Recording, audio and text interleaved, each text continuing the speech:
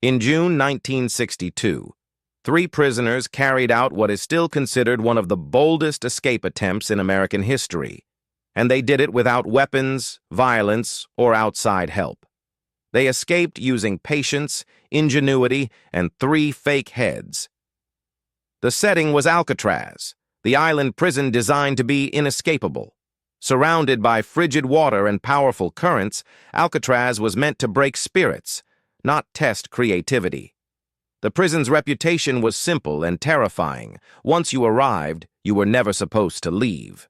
Among the inmates were Frank Morris, a highly intelligent man with a history of prison escapes, and brothers John Anglin and Clarence Anglin, raised in Florida and known for their strong swimming abilities.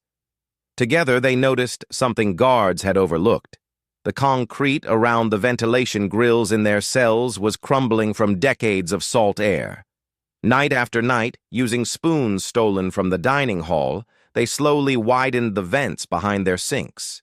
They hid the debris in their pockets and scattered it during music hour when Morris played the accordion to mask the noise. Progress was slow, but it was steady, and no guard noticed. Above their cells was an unused service corridor. Once the openings were large enough, the men could slip through and climb upward.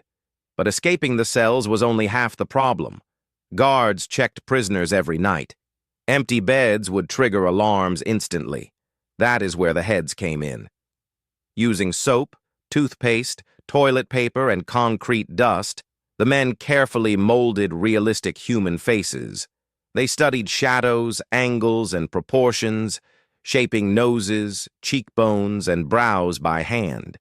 Hair was collected from the prison barbershop floor and embedded into the soft material. The result was disturbingly convincing. Each night, the fake heads were placed on pillows, blankets pulled up to the neck, faces turned just enough to pass a flashlight glance. Guards walked by. The prisoners appeared asleep. Nothing seemed wrong. Meanwhile, above the cell block, the men prepared the rest of their escape. They stitched together a raft and life vests from more than 50 stolen raincoats, sealing the seams with steam pipes. A small concertina-style bellows was built to inflate it. Everything was hidden above the ceiling until the night came. On June 11, 1962, after lights out, the men slipped through the vent holes for the final time. The dummy heads were left behind.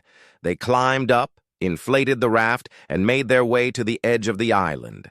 By the time guards discovered the escape the next morning, it was already too late. The cells were empty. The heads stared back from the beds. The bay held no answers. An enormous manhunt followed. Pieces of the raft were found. Some personal items surfaced in the water, but no bodies were ever recovered.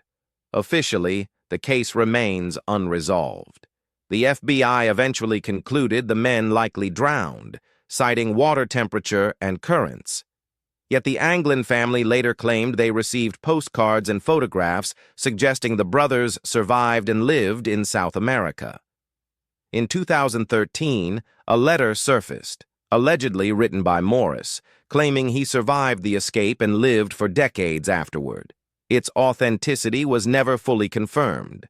What remains certain is this: no other prisoners ever escaped Alcatraz successfully after that night. The prison closed the following year, its legend forever altered. Alcatraz was built to defeat strength and fear. It was not built to defeat imagination. Sometimes history turns on massive battles or powerful leaders. And sometimes it turns on small details, slow hands, and 3 faces that were never real at all.